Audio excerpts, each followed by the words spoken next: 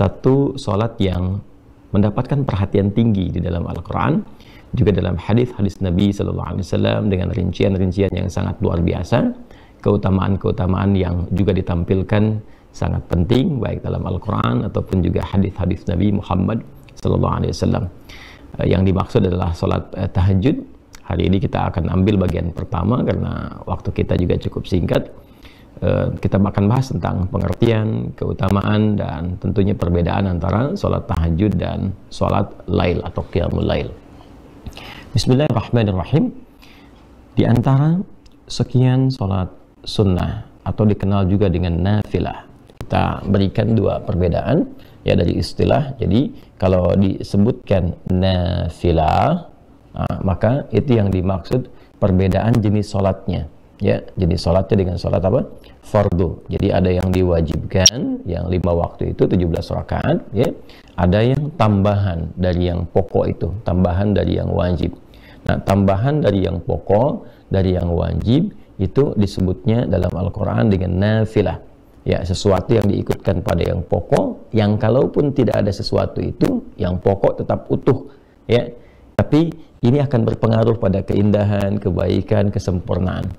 Kita ambil contoh misalnya dalam bahasa Arab, kalau teman-teman misalnya lihat kerbau, sapi dan seterusnya gitu ya, nah itu punya ekor kan, ya ada ekornya ya. Nah sapi tanpa ekor misalnya kan tetap sapi ya, kelihatan dari rupanya, depannya dan seterusnya, tapi kelihatannya ada sesuatu yang kalau ditambahkan ekor itu terlihat jadi lebih sempurna kan, ya, jadi lebih bagus, lebih indah. Nah itu dalam bahasa Arab, tambahan ekor itu kalau dimasukkan itu nafilah namanya, ya, nafilah. Baik, jadi sesuatu yang bertambah pada yang pokok, ditambahkan pada yang pokok, yang dengan tambahan itu menjadikan kesempurnaan itu menjadi bertambah, lebih baik, lebih bagus, ya, disebut dengan apa? Nafilah. Jadi di dalam Al-Quran kita akan dapati salat yang menjadi tambahan pada yang pokok, ya. Yang pokok ini ada yang fardu atau kita kenal dengan wajib, salat wajib. Ini yang 5 waktu 17 rakaat, ya. Sementara yang dimaksudkan tambahan dari yang pokok, harap digarisbawahi, bukan menambah bilangan yang pokok. Ya, dari 5 jadi 6, dari 17 misalnya jadi 18 atau 20. Tidak, bukan itu yang dimaksudkan. Tambahan dari yang pokok itu disebut dengan nafilah. Ya. Ya.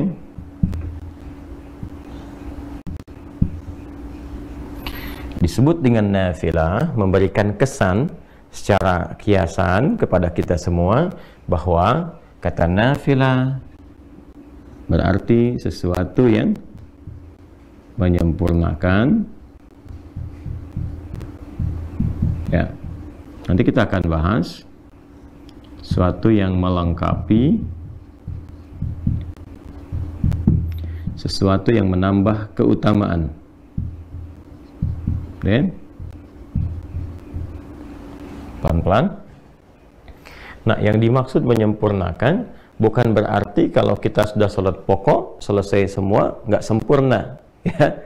Baik, yang dimaksud di sini teman-teman sekalian adalah satu, ya, nanti ada dari segi ketaatan.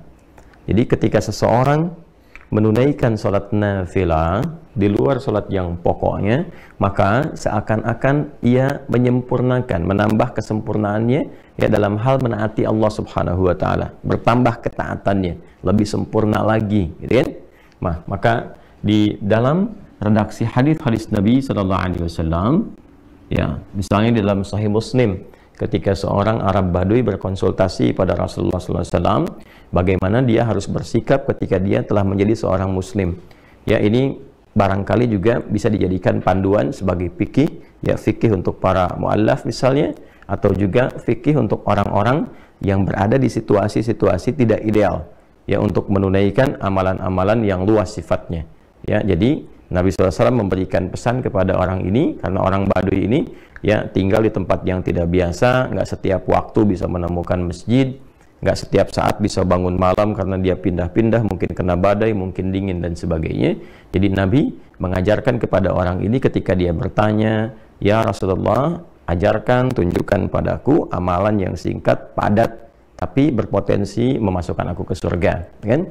Nabi SAW mengajarkan, ya engkau tunaikan sholat yang pokok. Allah mewajibkan kepadamu 5 waktu, ya silahkan tunaikan. Illa antatawwa, kecuali engkau ingin menambah ketaatan kepada Allah, ingin menyempurnakan ketaatanmu, tambah lagi, maka silahkan tambahkan tatawwu namanya, ya, tambahkan ketaatanmu. Illa antatawwa, tatawwa. Nah, tatawwu ini berbentuk sifat, ya, asalnya dari kata taat, ta'atun. Tatawwa ya tatawwa tatawwan, kata dasar akarnya adalah taat, ya. Jadi ketika seorang menambah ketaatannya kepada Allah dengan menambahkan amalan-amalan di luar yang pokok, di luar yang fardu, seperti hadis tadi ketika Nabi mengatakan kalau engkau pengen tambah ketaatan silahkan tunaikan yang sunnah-sunnah, ya. Maka dengan menambah tambahan-tambahan di luar yang pokok itu, dia sedang menyempurnakan ketaatannya kepada Allah Subhanahu wa taala. Jadi salat nafilah di luar salat pokok disebut dengan nafilah karena menyempurnakan ketaatannya kepada Allah Subhanahu wa taala. Jelas sampai sini, ya? Baik, jadi telah kita temukan dalam Al-Qur'an juga dalam hadisnya. Dalam Al-Qur'an tentang nafilah, kita langsung turunkan Quran di pokoknya surah ke-17 misalnya, Al-Isra di ayat yang ke-79. Wa minal laili fatahajjad bihi nafilatan laka. Dan di antara sebagian malam itu, jika engkau ingin bangun menunaikan ibadah, menyempurnakan ibadah ketaatanmu kepada Allah di waktu malam, silahkan tunaikan tahajud, dan itu termasuk nafilah.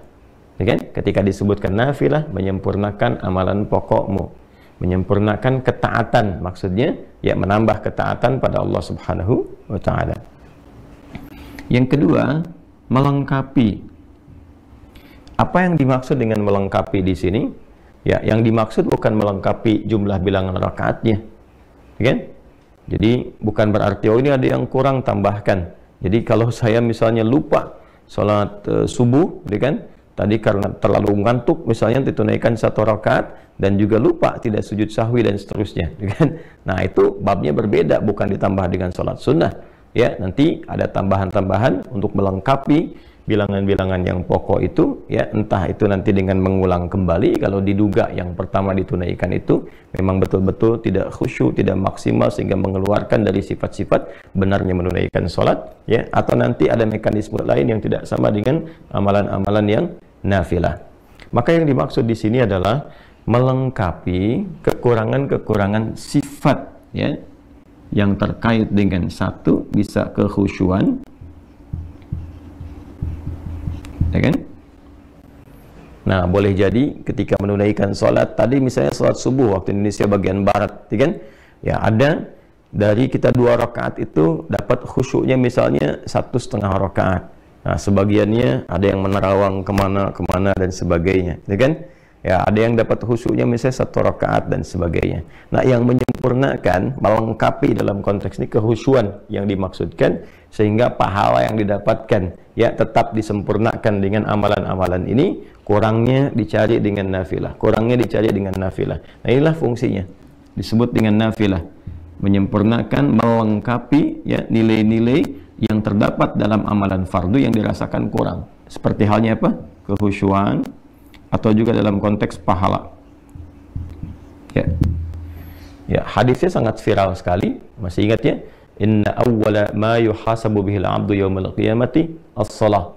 Ya, sungguh amalan pertama yang akan dihisab di hari kiamat itu, kata Nabi SAW, adalah salatnya. Idza salahat salaha sairu amali wa idza fasadat fasada sairu amali. Jika salatnya terindikasi baik, maka ini memberikan sinyal yang baik bagi amal-amal lainnya. Namun jika salatnya bermasalah, maka ini memberikan kesan ada persoalan pula di amal-amal yang lainnya. Karena itu nanti kita akan temukan di bab-bab sholat itu dampaknya kepada amalan lain, bahkan kepada perilaku sangat tinggi. Ya, seperti dampak sholat terhadap iman. Itu banyak di Quran, nanti disebutkan sholat bahkan dengan diksi iman. Ya, wa ma kana Allahu liyudhi'a imanakum. Quran surah kedua Al-Baqarah ayat 143 itu kan. Dan Allah tidak akan menyia-nyiakan sholat yang kau tunaikan dengan imanmu. Dan sholat di sini disebut langsung dengan iman. Ya, kemudian juga Nabi mengatakan, ya al-farqu bainal mu'min wal kafir tarkus shalah. Kalau engkau ingin bedakan antara orang yang punya iman dengan orang yang tidak beriman, ya lihat pada perilakunya, apakah dia mengerjakan sholat atau tidak. Nah, jadi ada pengaruh sholat kepada aspek keimanan. Ya, nanti ada pengaruh sholat pada perilaku. Quran surah ke-29 ayat 45 itu ya, innas sholata tanha 'anil fahsya wal munkar. Jadi kalau seseorang itu benar menunaikan sholatnya, bagus dia, maka akan terlihat dampak perilaku pada kehidupannya. Orang sholat, lebih baik perilakunya, lebih tertata, dia beraktivitas, lebih bisa menjaga bagian tubuh dia dari ujung kepala sampai ujung kaki. Intinya dia banyak berbuat kebaikan. Sehingga dari kebaikan ini dia bisa mengatur amal-amal turunan yang lainnya. Udah pasti tuh kalau sholatnya benar, dia pasti bercita-cita pengen haji, pengen umrah, dia pasti ingin berzakat, kan? Dia pasti ingin dekat dengan Al-Quran. Jadi modal pertamanya sholat. Itulah sebabnya kenapa anak-anak di usia 7 sampai 10 tahun pendidikan dasarnya sholat. Ya, bukan manasik ya. Walaupun tidak salah anak-anak TK, SD diajarin manasik, tapi yang diperkuat sholatnya dulu, ya. Sholatnya dulu itu yang fokusnya, teman-teman sekalian. Nah, kembali ke sini, ya. Dari hadisnya nanti kalau kita akan teruskan, ketika seorang hamba terlihat bahwa dalam sholat pokok yang ia tunaikan itu ada yang kurang maksimal dari kehusyuannya, sehingga pahala yang diraih pun tidak optimal, maka Allah perintahkan kepada malaikat untuk melengkapi itu semua dengan catatan sholat-sholat nafilahnya. Ya, sholat-sholat apa? Nafilahnya. Nah, karena itulah kemudian dalam konteks ini, sholat-sholat yang nafilah, yang menyempurnakan ketaatan kepada Allah Subhanahu wa Ta'ala juga dihukumi dengan sunnah. Nah, sunnah.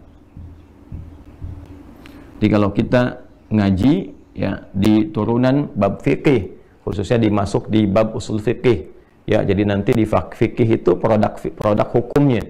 Bagaimana kita mengonstruksikan dalil-dalil menjadi sebuah produk hukum. Al-Quran itu kan dalil hukum, hadis dalil hukum, nanti ada ijma', ada qiyas. Ya, ketika kita mendapatkan satu persoalan, melihat sumber hukumnya. Nah, sumber hukum ini ketika kita ingin meramu ini, ya, mengkonstruksikan persoalannya sehingga mendapatkan dari sumber hukum ini isyarat hukum, maka ilmunya yang mengatur itu fikih namanya, sehingga keluarlah produk hukum. Apakah ini halal, ini haram, dan sebagainya. Tentu merumuskan ini nggak sembarangan. Ada petunjuknya, di Islam itu lengkap sekali. Jadi ada langsung petunjuknya dari Nabi Shallallahu Alaihi Wasallam. Begini cara merumuskannya, seperti ini cara menetapkannya, menentukannya, dan sebagainya.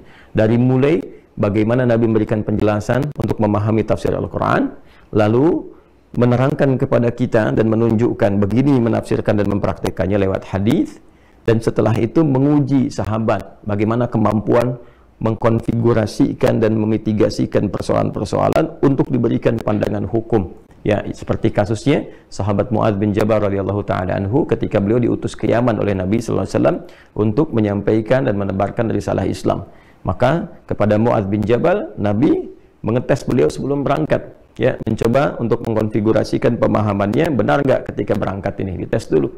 Nah, itulah tugasnya para dai sebelum berangkat tuh, lengkapi diri dengan pengetahuan, kemampuan juga untuk memahami sumber-sumber hukum Islam. Ya, sehingga Nabi memastikan kalau engkau nanti ingin memutuskan perkara, bagaimana caramu melakukannya. Maka kata Mu'adz, saya akan melandaskan semua apa yang akan saya jawab. Itu pertama saya lihat sumber hukumnya dari Al-Quran. Ya, setelah itu dari mana? Ya, dari hadis. Setelah itu kalau engkau ingin memutuskan itu, engkau tidak dapat langsung lihat dalilnya spesifik di Quran, juga di hadis bagaimana? Ya, ana ajtahidu bira'i, kata beliau, saya menggunakan pendekatan, ya, pemahaman saya yang bersumber dari Al-Quran dengan hadis. Jadi dikonfigurasikan, oh ini seperti ini nih memahaminya. Ini ada ayatnya, ini ada hadisnya, lihat isyaratnya kemana, begini hukumnya. Dan nanti yang luar biasa membaca itu, ya, untuk merumuskan pola hukum di turunan fikih sehingga menjadi kaidah-kaidah fikih, diantaranya Al-Imam Asy-Syafi'i dengan kitabnya yang sangat terkenal yaitu kitab Ar-Risalah yang dikodifikasikan, dibukukan dari hasil surat menyurat beliau. ya dengan seorang pembesar yang meminta petunjuk, dijawab, minta petunjuk, dijawab oleh Imam Syafi'i, lantas itu kemudian dibukukan. Yang sebelumnya didahului juga oleh Imam Abu Hanifah, memberikan isyarat-isyarat qiyas nanti. Ya, karena di tempat beliau beraktivitas di Irak itu karena jauh dari Madinah, maka pendekatan ra'i, ya, rasionalitas itu lebih banyak. Jadi kalau kita lengkap di Islam tuh, kalau ingin belajar spesifikasi tentang turunan sumber hukum dalil, ada Imam Malik misalnya, rahimahullahu ta'ala, yang tumbuh berkembang sampai wafat di Madinah, imamnya Madinah, Imam Darul Hijrah.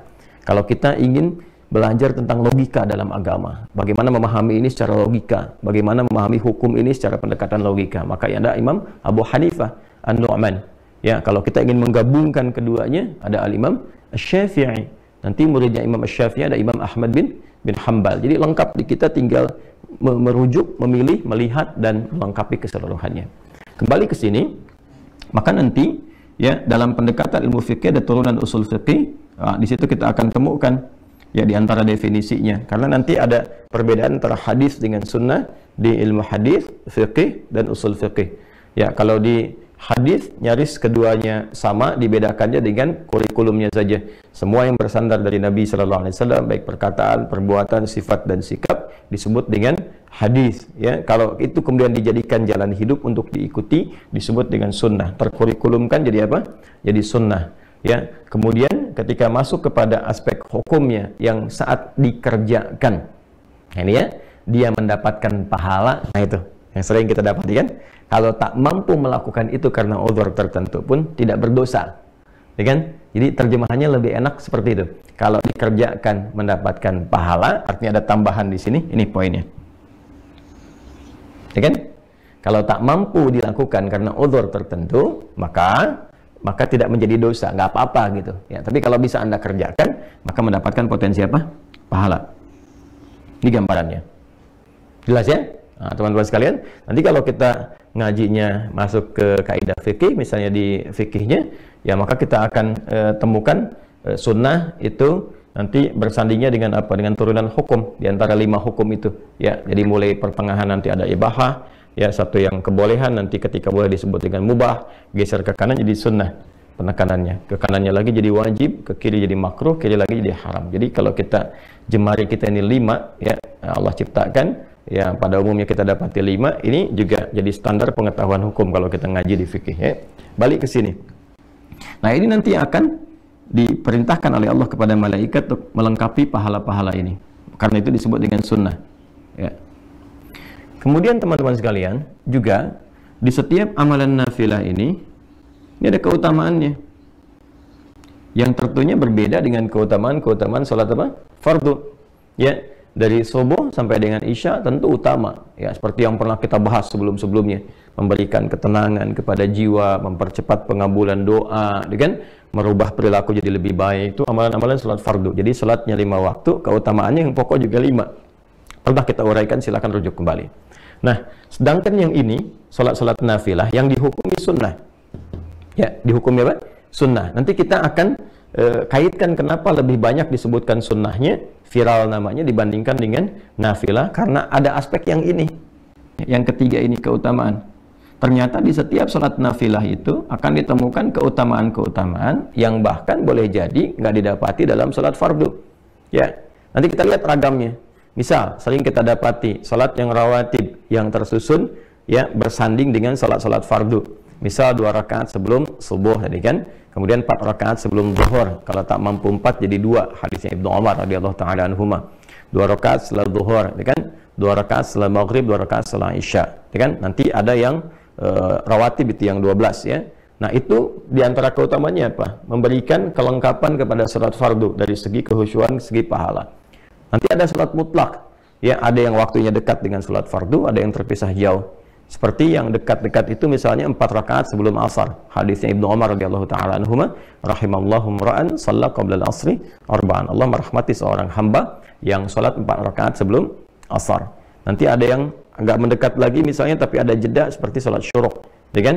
Nah, yang hadisnya sangat viral sekali. Nanti kita akan masuk ke situ juga. Ya, man shallal ghadata fil jama'ati, siapa yang menunaikan salat fardu subuh dengan berjamaah. Nanti tafsirnya kita akan bahas kemudian, apakah di masjid atau cukup berjamaah, ya. Kemudian tsumma yaqudu yadhkurullah, kemudian dia duduk berzikir kepada Allah Subhanahu wa taala sampai tiba awal duha, yaitu syuruk. Ya, kemudian dia tsumma yusalli rak'atain, dia salat 2 rakaat. Fa kana alaihi ka ajri hajjin wa umratin, maka seakan-akan dia mendapatkan pahala senilai haji dan umrah. Kata Nabi, sempurna, sempurna, ya.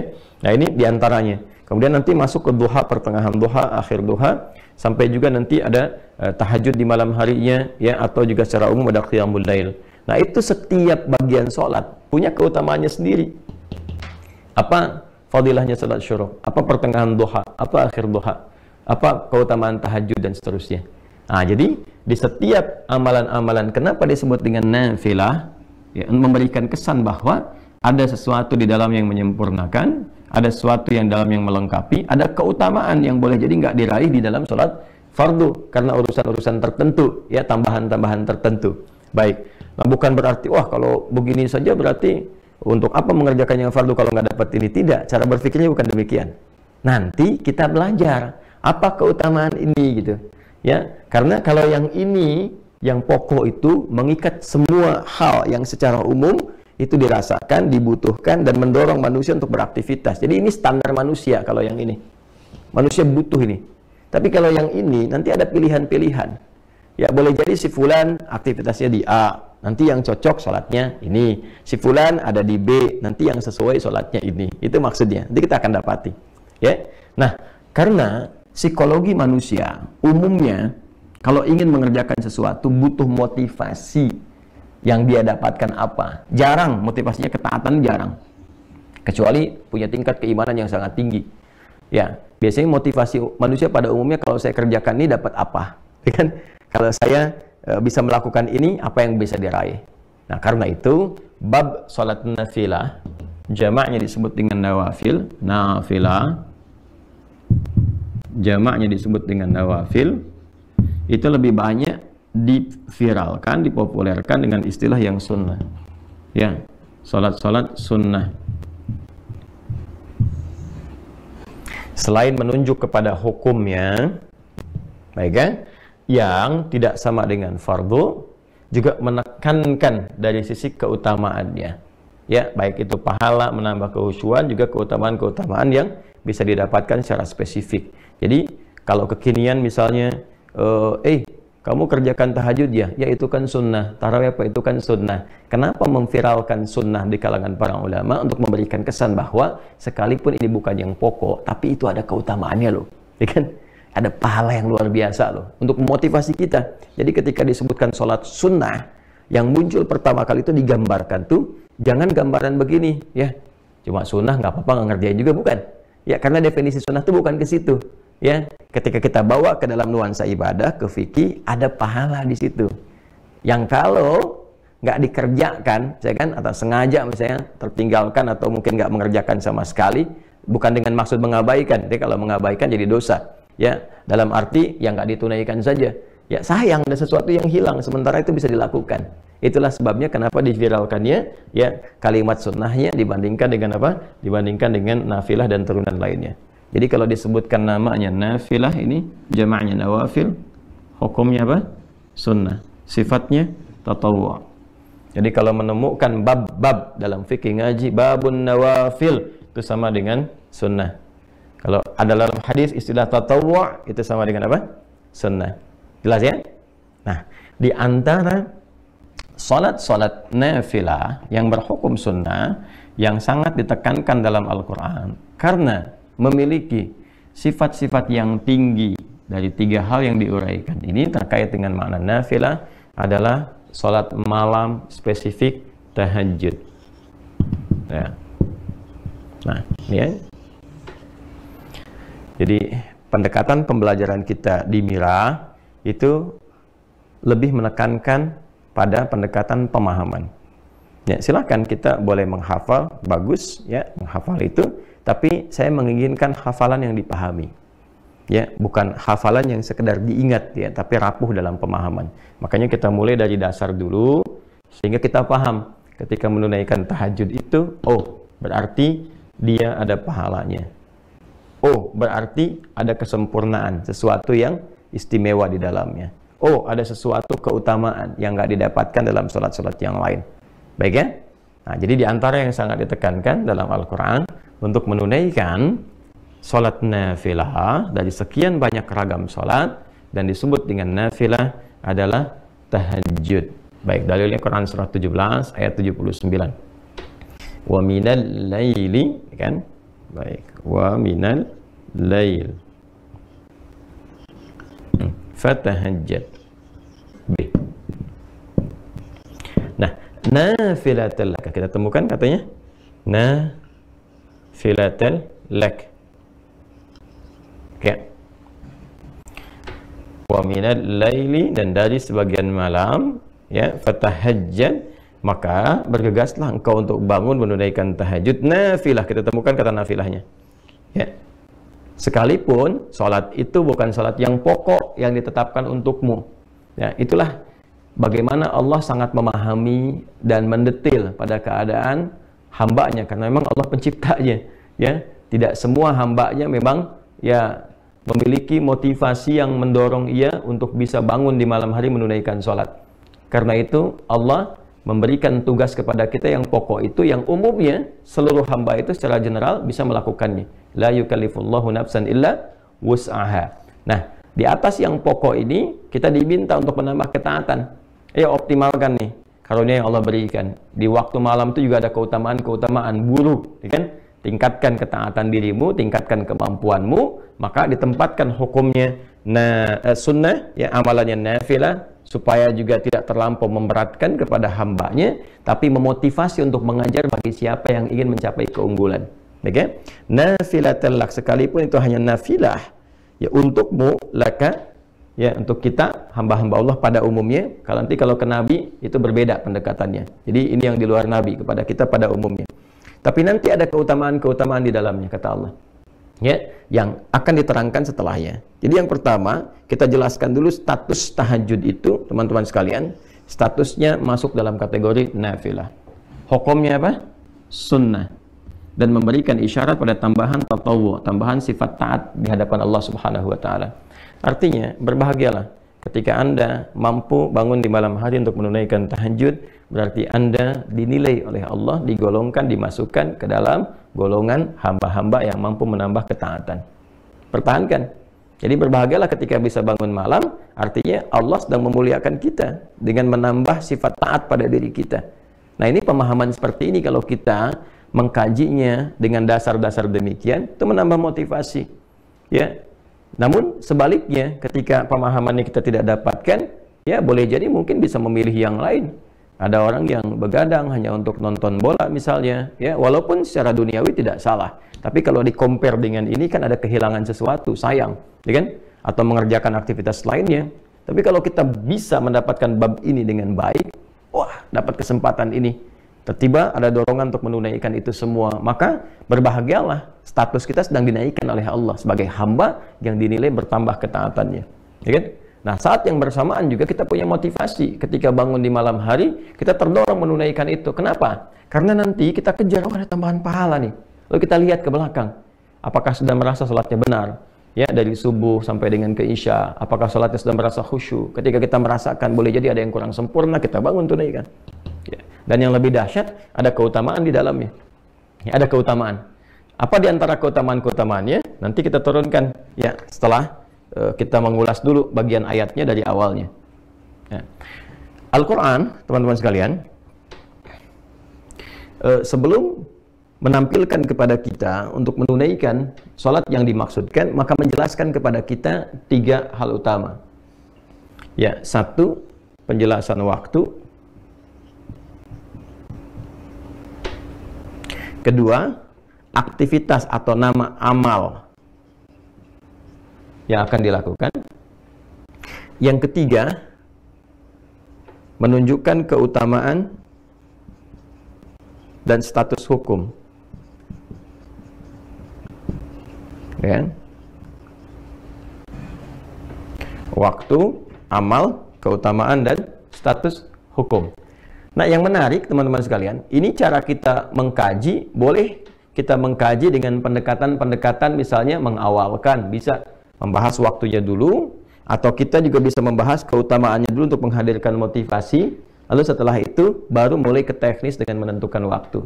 Bisa jadi demikian. Nah, kita terangkan tadi, selesaikan di pertengahan dulu, ya, khairul umuri awsatuha, hal yang terbaik menerangkan yang tengah-tengahnya dulu, ya. Baru setelah itu kemudian kita masuk kepada dua pilihan bagian, baik waktu ataupun keutamaannya. Nah, tahajud. Kita masuk ke sini dulu. Apa itu tahajud? Yang terkait dengan waktu seperti yang saya sampaikan. Teman-teman sekalian, tahajud itu asalnya dari kata tahajjada, ya tahajjadu, tahajjudan. Kita uraikan ke sini. Ya, saya mesti menguraikan dari turunan yang lebih detail, karena kalau saya langsung ke pokok katanya, boleh jadi ada sebagian teman-teman yang mungkin mengawali pembelajaran di ilmu shorof, di tasrif, gitu kan, tidak ke ilmu lughah, ke atasnya belum sampai, ya tidak ke pokok, sehingga terjadi di situ lompatan-lompatan yang kadang-kadang mungkin dari sebagian teman-teman tidak sampai ke sana, ya, karena alhamdulillah kita kan memulai juga dengan spesialisasi bahasa Arab, gitu ya. Kayak kalau saya bilang nanti langsung dari hajada, boleh jadi yang belajar tasrifnya dari shorof belum ke lughah yang agak ke atas sedikit, menyimpulkan salah misalnya, ya, maka kita urutkan secara agak lebih mendetil. Dari kata tahajjada, ini tahajud. Dari kata tahajjada, tahajjada, ya tahajjadu, tahajjudan. Tahajjad itu pokoknya dari kata hajada. Ini akar katanya. Hajada. Singkatnya ditambahkan tak di depannya, kemudian tasydid sebelum akhirnya, ya. Nah, agak cepat. Hajada ini akar kata awalnya, akarnya ini bermakna satu aktivitas, ini amal perbuatan, satu aktivitas yang dikerjakan di malam hari setelah diawali dengan tidur terlebih dahulu. Jelas ya? Jadi awali dengan tidur, bangun, beraktivitas. Itu hajada pokoknya. Baik ya? Nah, kalau kita ingin tambahkan ini dalam bentuk kesungguhan, serius pengen bangun nih di malam hari untuk beraktivitas, kan? Maka tambahkan tak di depannya. Ini fungsinya nih. Ya, secara bahasa. Lalu kalau ingin mengisyaratkan bahwa aktivitas itu nggak mudah dilakukan, nggak semua orang bahkan yang ketika bangun langsung bisa mengerjakan aktivitas itu, kan? Ya, pengen ngerjainnya jam 3:30, bangunnya 2:30, berusaha udah bisa bangun tuh, kan? Tapi tiba-tiba kemudian dia duduk dulu, tahan ngantuk, begitu sadar jam 5, kan? Bisa terjadi demikian ya.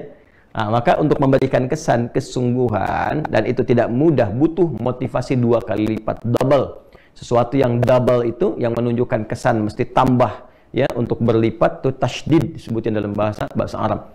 Jadi asalnya menyatukan 2 harakat, yang satunya itu mati, yang satu hidup, ya. Misalnya ini ada hamzah a, ini waw pertama mati, kedua hidup, awal, maka untuk bisa mempersingkat ini dijadikan satu huruf, tambahkan tasydid, maka double, menyatukan 2 menjadi 1. Yang satu sukun, yang kedua apa? Berharakat. Jelas ya? Ini dari kajian dasarnya. Tapi tasydid juga seakar dengan syiddah, sesuatu yang nggak mudah. Jadi kalau kita ngaji fikih bahasa, kita akan dapatkan biasanya pekerjaan-pekerjaan yang tidak mudah dikerjakan, sehingga butuh motivasi double, 2 kali lipat. Ya, itu secara psikologisnya dia ditambahkan tasydid sebelum akhirnya. Maka berubahlah dari kata hajada menjadi tahajjada, memberikan kesan bahwa kesungguhan, keseriusan untuk mengerjakan aktivitas di malam hari setelah tidur terlebih dahulu, walaupun itu tidak mudah dilakukan, tapi dia menumbuhkan motivasi berkali lipat untuk mewujudkan itu. Nah, sifatnya, karakternya disebut dengan tahajud namanya, ya. Tahajud nih. Ini di Quran kembalinya ke sini ke kata kerjanya untuk menunjukkan pekerjaannya. Ya, wa minal laili, dan dari sebagian malam. Minnya sebagian, menunjukkan 2 kesan. Ya. Kesan pertama, nggak harus semalam suntuk penuh untuk menunaikan ibadah ini. Ya, cukup sebagiannya lah yang Anda pandang Anda bisa mengerjakan itu secara ideal, sesuai dengan kelapangan Anda. Ya misalnya kalau Ba'da Isya istirahat, sekarang jam 8, misalnya istirahat jam 9, ya bangun di pertengahan malamnya, gitu kan, memberikan kesan bahwa ya saya bisa bangun jam 1 misalnya, silahkan kerjakan. Jam 2 misalnya, silahkan. Ya, atau awal-awal dekatkan ke subuh misalnya. Kalau subuhnya 4.35 misalnya, ya Anda bisa tunaikan jam 4 misalnya atau 4:4, sehingga ketika selesai dekat ke subuh dan tidak terlampau ngantuk untuk mengerjakan sholat subuh karena di awal-awal. Ya, ini kesan min yang didapatkan, teman-teman sekalian.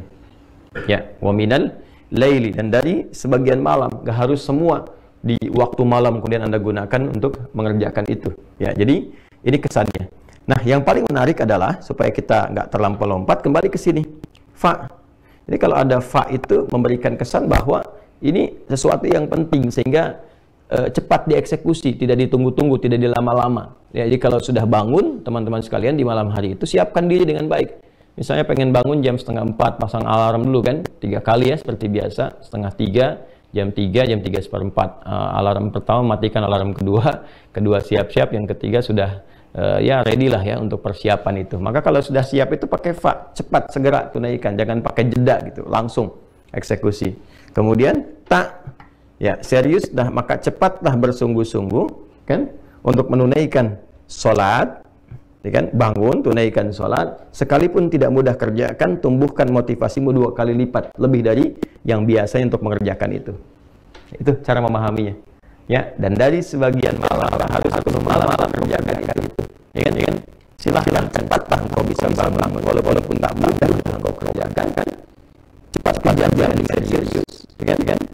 Tambahkan motivasi lebih dari sebelumnya. Tunaikan sholat ya yang dilakukan dengan tidur terlebih dahulu. Ya, jadi ini syarat kedua dari ini. Ya, dari ini gunakan waktu yang istirahat dulu. Ya, jadi bukan begadang malamnya tunaikan tidak itu berbeda dengan qiyamul lail.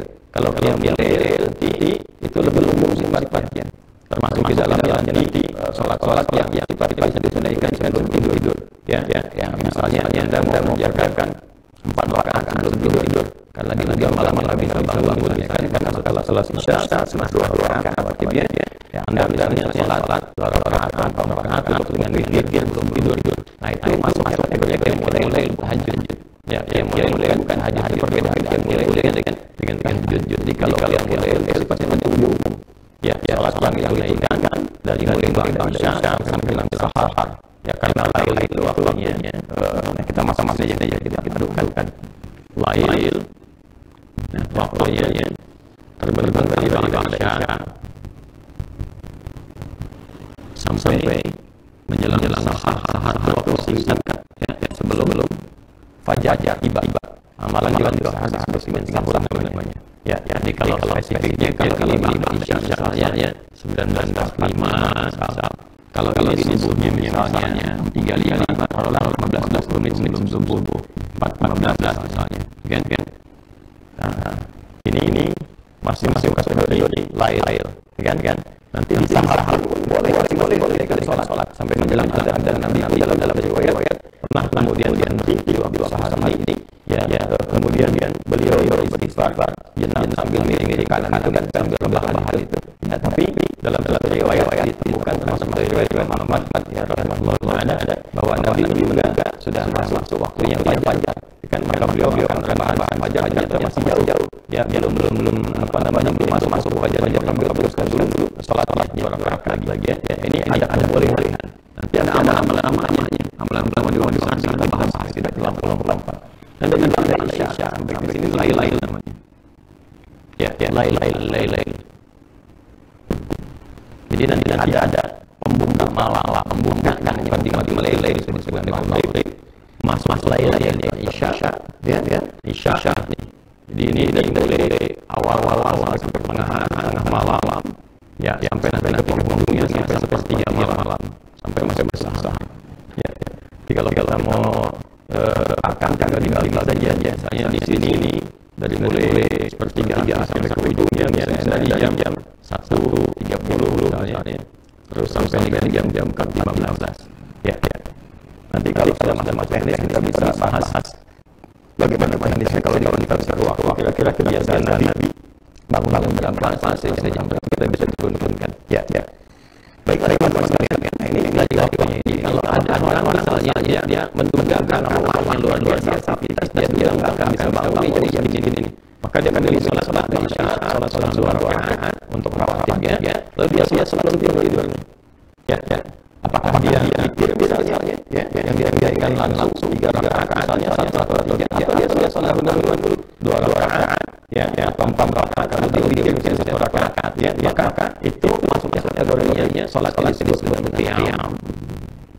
Ya, turunan dari kata aqama, ilmu mengambil dari kata aqama, masih disebut dengan qiyam. Ya, maka yang dinaikkan di malam tadi sifat-sifat waktu malamnya malam disebut dengan qiyamul lail. Ya, atau disebut sebagai salat lail. Nah, biasanya kalau sudah salat lail spesifik nanti nama lain tahajud. Tapi kalau qiyamul lail subuh. Jelas ya, teman-teman sekalian, jelas ya. Nah, jadi kalau kita kembali ke sini, teman-teman sekalian, kalau ada istilah qiyamul lail, qiyam itu masing-masing sifatnya. Ya, boleh dilakukan sebelum tidur atau baru bangun setelah tidur. Nanti nama dari qiyamul lail spesifik kalau ditunaikan ba'da tidur, ya, bilangannya benar, itu disebut dengan tahajud. Yang ganjilnya disebut dengan apa? Witir. Nah, spesifik nanti ada nama lain untuk menunjukkan sifat tahajud itu, untuk menunjuk nama salatnya. Jadi kalau tahajudnya nanti tahajud kan aktivitas yang dia dalam malam tadi, ya, apa namanya, yang dia tidur aktivitas yang spesifik. Jadi kalau orang bangun, ya, tidak ada apa saja cara bahasa tahajud aja. Maka nanti lagi disebut dengan sholat, ya, namanya bukan sekadar aktivitas yang dilaksanakan di sini sholat. Ya, dari mana tahu ayatnya? Ada kaitan dengan ayat sebelumnya, ayat 98. Aqimis sholat. Ya, dulu syamsi ila salatil lail wa qur'anal fajr innahu 'alal fajri kana mashhuda. Yang sampai ayat 9 minal lail, ya. Tunaikan salat yang pokok nih, pokoknya di akhirat Nabi. Allah sudah tetapkan oleh dari mulai mencari matahari terus sampai ke waktu isya. Nanti begitu isya ada malam menjelang di antara malam itu tunaikan tahajud. Maka yang dimaksud salat, ya. Dari mana tafsir sudah tahu salat itu ayat-ayat hadis Nabi. Misalnya kalau kita bukan dalam Muslim, saya Muslim nomor hadis 349. Temukan juga di Al-Bukhari nomor hadis 990. Termasuk di Al-Muwatta nomor hadis 330. Muwatta Imam Malik, ya. Rawinya siapa? Saya nanti ada bedakan menemukan rawinya nanti dari Umar. Apa begini hadisnya? Ya, hadatsana qala Rasulullah sallallahu alaihi wasallam salatul laili mathna idza khashiya ahadukum fajra falyutabah salatul laili kalau bangun salat malam ini maksud tahajud. Maka teknisnya nanti biar ada juga 2 rakaat hadis itu ada juga nanti 4 rakaat kemudian ujungnya kita lihat teknis setelah masuk teknisnya, ya. Jadi kalau ada istilah tahajud yang dimaksud salat, ya, waktunya ini didahului dengan tidur silakan bangun di pertengahan sampai dengan ujung malam, ya. Hukumnya apa? Sunnah. Keutamaannya ada hal-hal luar biasa di masyarakat kita. Nah, apa saja rahasia keutamanya? Tidaknya ada 4 yang paling pertama. Baik, ya. Yang pertama langsung kita sambungkan ayat-ayat masih yang sama, ayat 9 sampai 80. Ya, nanti di ujung 9 di awal 80. Nah, tidak asa menyebabkan rabbuka maqaman satu tahajud itu di antara keutamanya ini rahasianya. Kenapa pentingnya tahajud walau ibadah sunnah, ya, sifat hukumnya, tapi sangat akan di Quran adalah rahasia di dalam keutamaannya yang bisa diraih di salat lain termasuk dalam salat fardu. Satu, ya ba'ataka rabbuka maqaman mahmuda. Boleh jadi kesungguhan menunaikan salat itu Allah akan menempatkan mengangkatkanmu menempatkanmu di tempat yang baik, maqam mahmuda, tempat atau kedudukan tinggi, karena maqam itu sesuatu yang tinggi, ya, dan terpuji, terbaik. Tempat kedudukan tinggi yang terbaik. Awas ya, dipilih oleh Allah yang terbaik. Ya. Maqam itu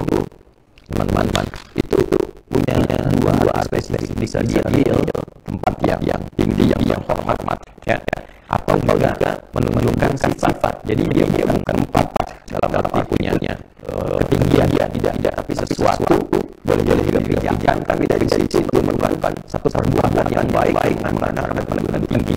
Ya, seperti Nabi Ibrahim misalnya, ya, kan kalau kita mau ya setelah dari Aswad, ya kurang jarak boleh dari situ ada 5 orang karena ada makam Ibrahim, ya, makam Ibrahim ini sebetulnya menunjukkan tempat wujudnya kayak kerucut bentuk kubah-kubah sekali-kali tapak kaki di Nabi Ibrahim alaihissalam itu ketika beliau akan meninggikan bangunan Ka'bah berpijak, ya, dijajakan awal di situ itu isyarat dalam surah 2 Al-Baqarah 125. وَإِجْعَلْنَا الْبَيْتَ مَثَابَةً لِلنَّاسِ وَأَمْنًا وَاتَّخِذُوا مِن مَّقَامِ إِبْرَاهِيمَ مُصَلًّى. Dijaga pertama meninggikan Ka'bah yang dikerjakan itu menjadi hormat madukan boleh tinggi. Saking hormat tingginya Allah jadikan area itu sholat. Tinggi gitu. Jadi kalau kita menemukan makam artinya kita katakan kedudukan tempat tinggi yang terhormat yang baik. Ya. Nah, kenapa kuburan disebut dengan makam? Memberikan kesan kepada kita bahwa sebelum meninggal bersikaplah yang baik, yang mulia, sehingga ketika kita meninggal kau dihormat, kau punya kedudukan. Ya, makanya orang-orang yang menyebutnya itu makam maksudnya.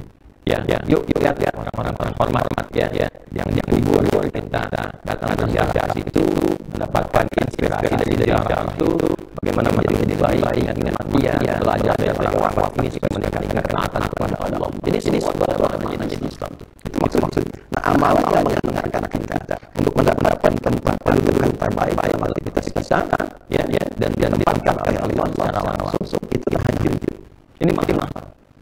Ya, makanya saya sering agak rewel ya pada aktivitas padat yang kita jalani, baik itu misalnya di bisnis, di diplomasi, di dunia politik misalnya, ya, termasuk juga para ustaz lagi yang mengajar dan seterusnya. Nah, ini amalan ideal. Ya, di kedudukan tinggi yang terbaik, hormat, ya, tinggi itu. Kalau di bisnis ada hal di direktur misalnya kan. Nah, di posisi tinggi, tapi terbaik ya dan tentu, ya. Nah, boleh jadi ketika Anda ada di situ ternyata tempat kedudukan yang paling bagus itu ideal. Ya, ternyata di titik itu ada sesuatu yang bisa menjerumuskan Anda dan kemaksiatan. Mulai misalnya, maaf sekali, ya, olahraga juga kan, harganya udah harganya makan maksiat, ya, olahraga lebih bagus. Anda belum siap, belum timbang makan tempat Allah misalnya dia di dulu yang terbaik dan dibimbing pelan-pelan supaya bisa memperbaiki. Nah, ini jadi kedudukan tinggi itu disifati langsung dengan muda yang ideal Anda yang baik bagus yang sah yang mendukung ketaatan Anda kepada Allah di dunia ini pada akhirat. Nanti di situ bekal lagi supaya naik. Ya.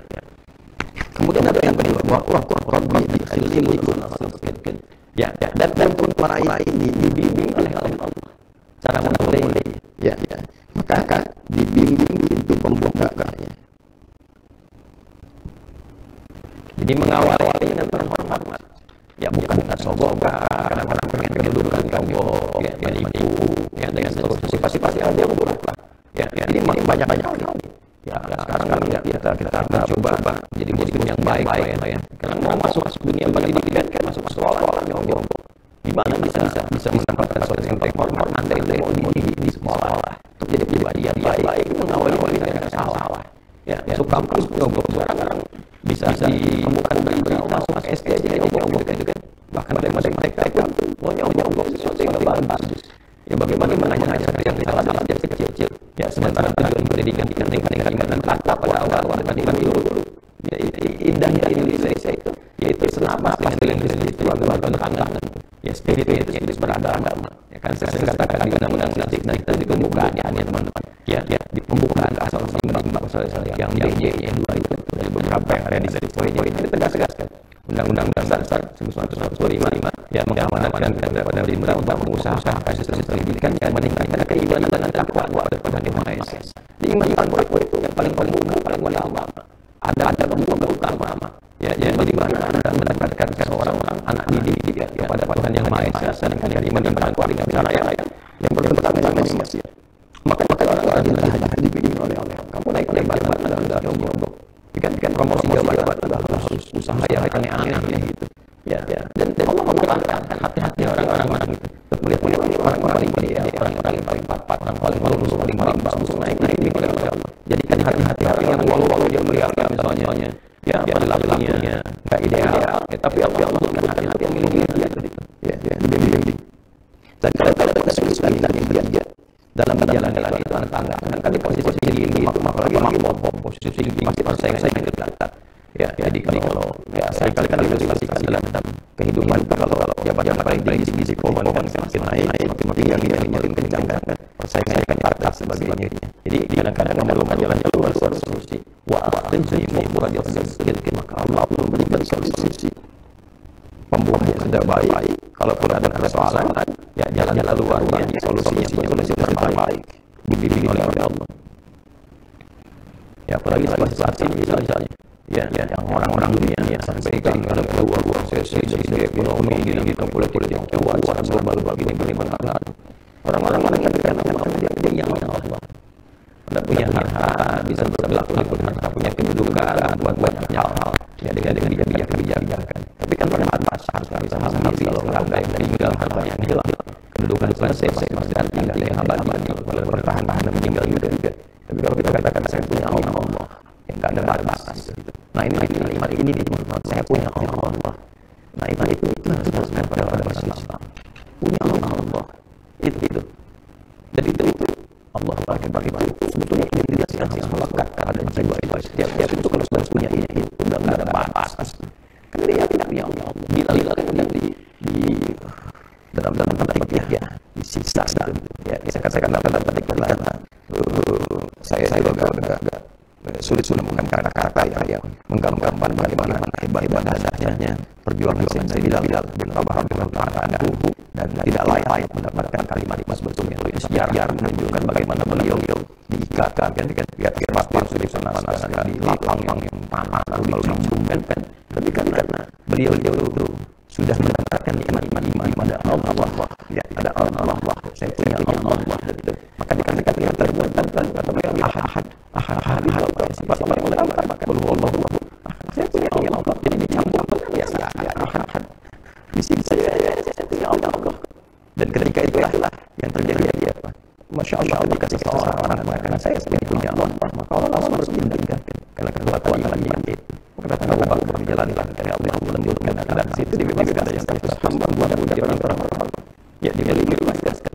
Ya, sama-sama hormat ini kalau kita berprinsip seperti itu, maka insya Allah buruk akan mendapat sendiri. Tidak ada hal yang buruk yang akan menyertai sesuatu yang didekatkan kepada Allah dengan sifat budak pejabat. Kalau Anda mengatakan saya punya Allah, Anda korupsi, Anda mendapat jalan benar.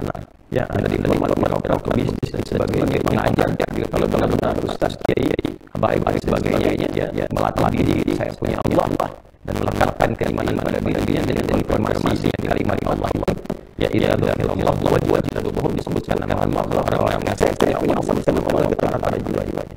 Makin tinggi bisa mensematkan nanti maka sumpah main-main kan demi Allah saja sudah bisa menjadikan senjata pedang sebagainya.